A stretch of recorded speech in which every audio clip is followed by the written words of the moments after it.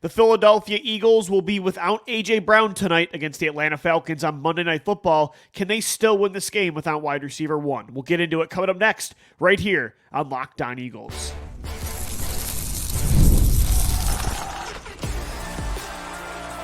You are Locked On Eagles, your daily Philadelphia Eagles podcast. Part of the Locked On Podcast Network, your team every day.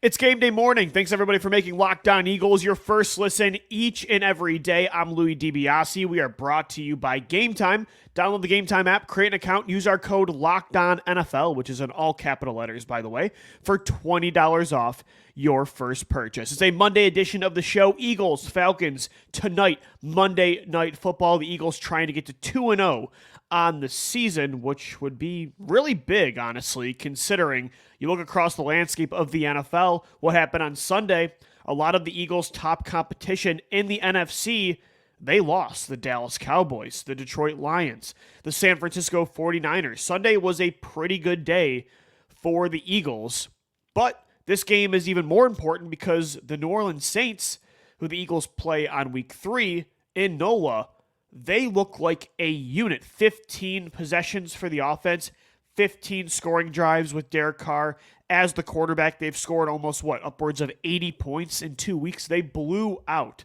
the Dallas Cowboys, and that's a good thing, but at the same time, the Saints look a lot better than I originally thought. So next week is not an easy matchup for the Eagles. So not saying that they need to win this game because they're going to lose that one, but getting to 2-0 would be really nice before they head on the road in a tough environment at the Superdome against a high-flying offense right now that looks like Alvin Kamara is rejuvenated. Chris Olave's a stud. Raheem Shaheed looks like one of the best deep threats in football. And suddenly Derek Carr looks like what they thought they were getting last year when they imagined him being their Matt Stafford that comes from the Detroit Lions to the LA Rams, and boom, instantly, that team's a contender. Took 1 year extra, but Derek Carr, and it's only through 2 games, but through 2 games, Derek Carr looks like that guy. So this game for the Eagles is very important, and they're going to be without their, if not their best player on the entire team, a top 3 player. In wide receiver A.J. Brown, he's been ruled out. This was kind of sudden. A.J. Brown was not on the injury report until late in the week when he was limited as a participant in Friday's practice with a hamstring injury, and then he did not practice in Saturday's walkthrough, then was ruled out Sunday morning for this game against Atlanta. Look, I don't think there's like a severity issue we should be concerned with when it comes to this injury. I think if this was week 17 or 18 and the Eagles are trying to clinch the NFC East or the 1 seed, or this is a playoff game, like it's playoff week, I think A.J. Brown would be playing in this game. But I think the Eagles are leaning towards the side of caution. They want to make sure one of their best players is good to go because they saw last year what can happen without A.J. Brown and or DeVonta Smith. And that's what Gino and I talked about so much this summer about wide receiver 3 and why at times it felt like me and him thought the sky was falling with Paris Campbell being injured and, Johnny Wilson taking a step, which looked encouraging, but we were concerned that what they had was not enough. And it wasn't really because, oh no, who's going to be the 5th or number 6 guy they're targeting in this offense? Like in a vacuum, yeah, we wanted to upgrade that role, but it was more so about, hey, what happens if this scenario plays out where you don't get as lucky as you did for the majority of 2 years where you always had A.J. Brown and DeVonta Smith available? What if one of those guys go down? Would a committee approach of Johnny Wilson, Britton Covey, before he retired, Devontae Parker, those kind of players, if you had a committee-like approach of those guys, Paris Campbell as well, will that be enough for that 5th or 6th role? Like, absolutely, it would have been fine. But we wanted to upgrade it, but that would have been fine. The issue was, what happens when one of these guys goes down? Who is your number 1 or number 2 guy in targets at the wide receiver position? None of those players we thought were capable of stepping up in that role. The Eagles also agreed. And they saw last year the importance of having that next man up because the Eagles offense, even when they were sputtering those final 5 or 6 weeks. With A.J. Brown and DeVonta Smith, they were still able to put up points. They were still in those football games. They won against the Giants. They were, down to the wire against Seattle and Arizona. And then those guys got hurt. And look at that Giants game. Look at that Buccaneers game. Look how different this offense was without those two. That is why Jahan Dotson was such an important acquisition. It's why Howie Roseman, he didn't just add a wide receiver before the season started. He traded a third-round pick for Dotson. And it was, of course, because Dotson is an upgrade over Wilson, Covey, Campbell as that wide receiver 3. But Jahan Dotson, I'm going to get that name right by the end of the year. Jahan Dotson was a first-round pick for a reason. He was the Washington Commanders' majority of the time. He was their wide receiver 2 behind Terry McLaurin. And is he a wide receiver 2 like a DeVonta Smith? Absolutely not. DeVonta Smith is a top 10 wide receiver in football. But Jahan Dotson, I think, is more than capable of being tonight's wide receiver, or I shouldn't say wide receiver 3, but that wide receiver 2, that's your third or fourth option in the passing game. And he's very important tonight.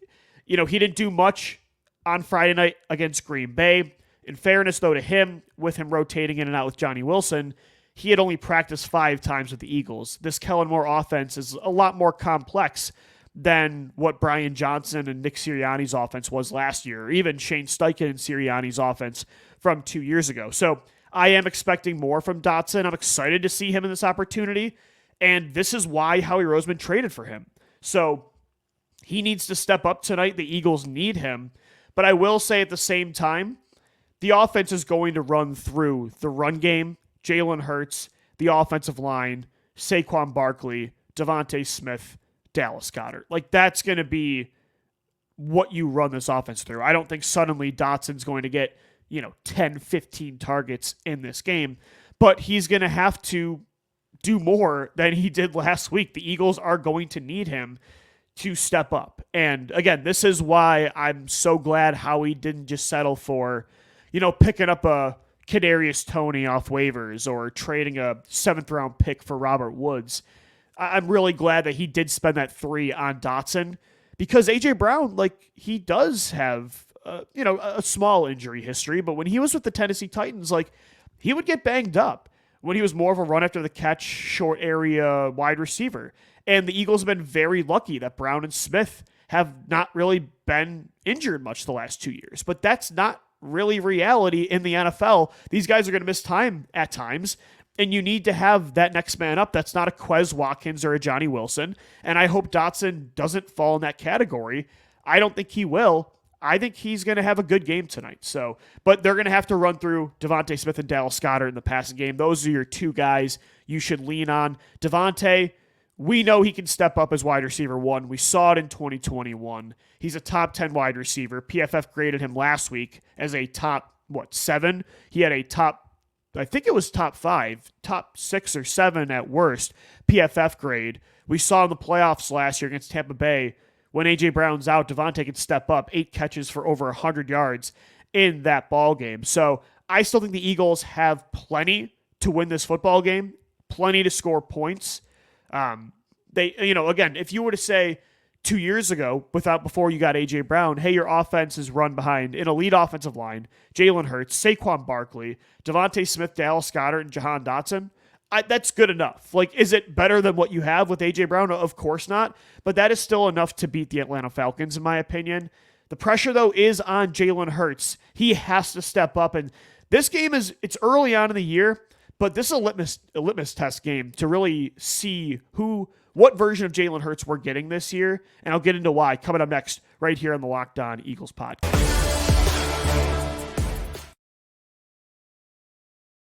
This episode of the Locked On Eagles podcast is brought to you by Prize Picks.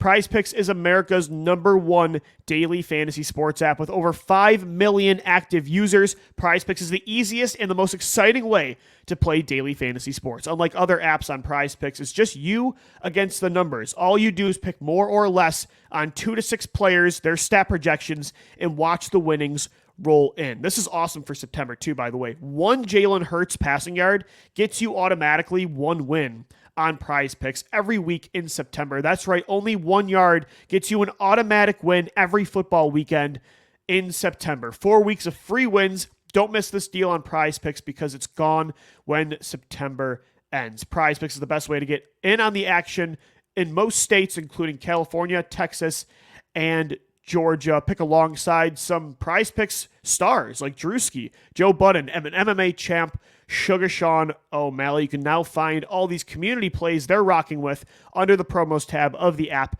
to view entries from some of the biggest names in the Prize Picks community each and every week. So download the Prize Picks app today and use the code LOCKEDONNFL in all capital letters to get $50 instantly when you play $5. That's code LOCKEDONNFL on Prize Picks to get $50 instantly when you play $5. You don't even need to win to receive the $50 bonus. It's guaranteed. Prize Picks. Run your game. Thank you so much for making Locked On Eagles your first listen each and every day. It's game day, Eagles-Falcons tonight, Monday Night Football. The vibes are high. It's Nick Foles night. He officially retires as an Eagle. Press conference before the game. He'll be honored at halftime as well. I think they should retire his jersey at some point. I think he's the Eagles' GOAT. When it comes to quarterbacks, he should be on their Mount Rushmore, the only player ever at this position to lead the Eagles to a Super Bowl. It's not always about quantity in sports that makes you a legend. Sometimes it's about quality. What Nick Foles did in that season in just a few games holds more weight than anything any Eagles player has ever done. And you add on the 2013 legendary season, the 2018 run as well. Nick Foles should be a retired number for the Eagles. Nobody should wear number 9 again in Philly. So the vibes are high. Hopefully the Eagles can get him a win against the Atlanta Falcons, who he beat multiple times for the Eagles in the divisional round. One of the most stressful games I had ever watched. 2017 playoff run. He beat them week 1 as well in 2018 with a little Philly. Maybe we'll see that tonight in honor of Nicky Six. Probably not, but I wish I could be there in the stadium to honor that guy. I know the Eagles crowd will give him a sold-out crowd, will give the legend, the GOAT, Nicky Six, a standing ovation. I wonder, though, if they'll give Jalen Hurts a standing ovation after this game. There's a lot of pressure on Jalen, and I defended him after last game. He had 2 really bad interceptions. He could have had 4 really bad interceptions. It was concerning. A lot of the 2023 issues with forcing the ball, turnovers, not seeing the field correctly, especially over the middle, they came back. But at the same time, I defended Jalen because I said 90% of that game, Hurts looked like an elite pocket passer. That Saquon Barkley touchdown, the ball placement, was absolutely incredible. He went 6 of 7 against the blitz. That touchdown to A.J. Brown, where he holds the safety in the middle of the field with his eyes to give Brown enough time to get over the top, over the safety, over Jair Alexander, that's big-time veteran quarterback stuff that Jalen would have not done a few years ago. I thought he looked pretty comfortable in Kellen Moore's offense, despite not playing all of the preseason, despite not being on the same page with Cam Jurgens yet, despite the field conditions being terrible and the Packers taking away his mobility. I thought Hurts overcame adversity. It's a really good team he beat in a shootout on primetime television. Most of that game, you should be happy with what you got from your quarterback. Both things can be true. It's not black and white. The turnovers need to stop, but you can win a lot of football games against great teams with that version of Jalen Hurts. That's who you saw for the majority of last year before the collapse, was an elite quarterback with a turnover problem, not a quarterback that was showing signs of historic regression, and the turnovers were just one symptom of that. I don't believe yet that is what we're dealing with. But I will say that was just one game, and there is a lot of pressure on Jalen Hurts to perform tonight yet again in front of the entire country, and he's without his number one guy. His go-to player that I think he's more comfortable throwing to than anybody is A.J. Brown. So Jalen has to carry this team even more now. And I really do think his mobility, it's got to be there tonight. And I want to say again that last week, the reason he didn't look that explosive was because the Packers were just removing the RPO game from the equation. And the ground was just, Jalen didn't trust the footing. It did feel like he was tiptoeing a lot in that matchup. It just didn't feel like he really trusted moving around with his legs. Although he had that big run in the fourth quarter, breaking multiple tackles to force a first down. So overall, I do think that Jalen Hurts is going to step up tonight. They need him to run. They need the run game to really step up without A.J. Brown. And it's a good defense. Like, this Falcons secondary has a lot of pieces. A.J. Terrell, you look at, they have one of the best turnover forcing machines in the league in Jesse Bates, who I think is one of the most underrated safeties in football. They have Justin Simmons as well, who they brought over from the Denver Broncos. The Eagles were all very familiar with Justin Simmons because every reporter and fan in the world was trying to force that guy back into Vic Fangio's defense. But that's a good defense. So that's a good secondary. So Jalen Hurts without A.J. Brown against a good secondary, primetime football, there's a lot of pressure on him to perform. And I'm not saying I'm going to feel one way or another about who Jalen is right now based on this game. But because of the turnovers last week, if he comes out there yet again and is forcing things, he's trying to play hero ball because A.J. Brown is not out there, and he throws a pick, he has a really bad fumble, and yet again this habit continues to snowball, then yeah, I think it's time to get a little bit concerned that is who we have now at quarterback. I'm not going to have that conclusion after this game, but I'll get more concerned than I was last week. Again, there were so many variables to last game with him not playing, with the field conditions, playing a good team. He didn't play in the preseason at all. Again, the two decisions he made was just him trying to be aggressive and make a play against a good team. I want to give him the benefit of the doubt for that in those looks that he made. At the same time, if now that happens again against another team and he doesn't step up without one of his best players, that's, again, it's okay, let's see what version of Jalen Hurts kind of game we're getting here. Because week 2 is very important. 2 years ago, Jalen Hurts and the Eagles normally have a weird week 1 win, but then week 2, that was his I've arrived moment against Minnesota 2 years ago. That was, we are getting a different Jalen Hurts this year. I wonder what we're getting. Last year, week 2, they won pretty convincingly yet again against the Minnesota Vikings, but it didn't feel the same. And you're like, okay.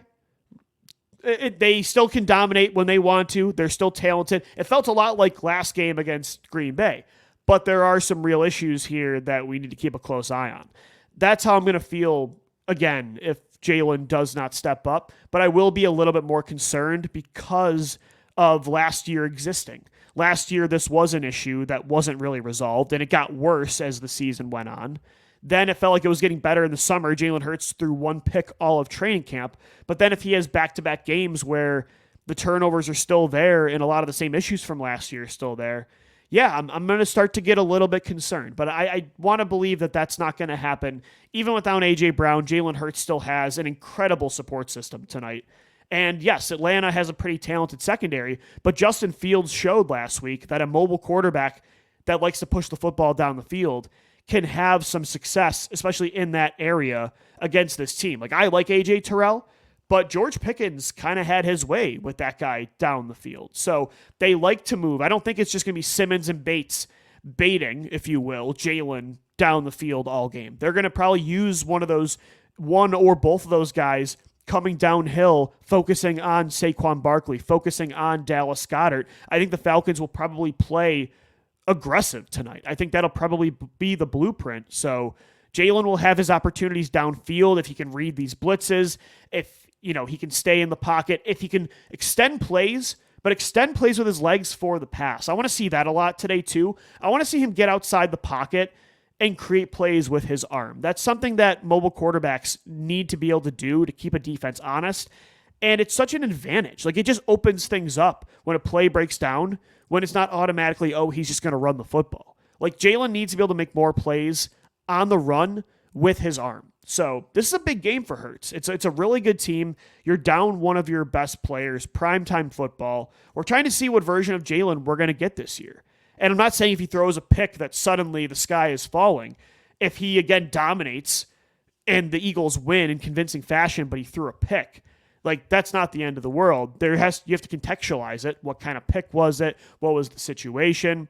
But yeah, if he has multiple turnovers again, even in an Eagles win, if it's close again, one possession, the defense steps up in the run game, I will feel concerned. So I want Jalen to come out there and really show that, hey, even without A.J. Brown, I'm that dude, and I can play aggressive yet mistake-free football at the same time, because that's what we've seen this player be able to do before. So big game for A.J. Brown, or I should say Jalen Hurts without A.J. Brown. Still has plenty of weapons. Again, DeVonta Smith, Jahan Dotson, Dallas Goedert, Saquon Barkley behind that offensive line.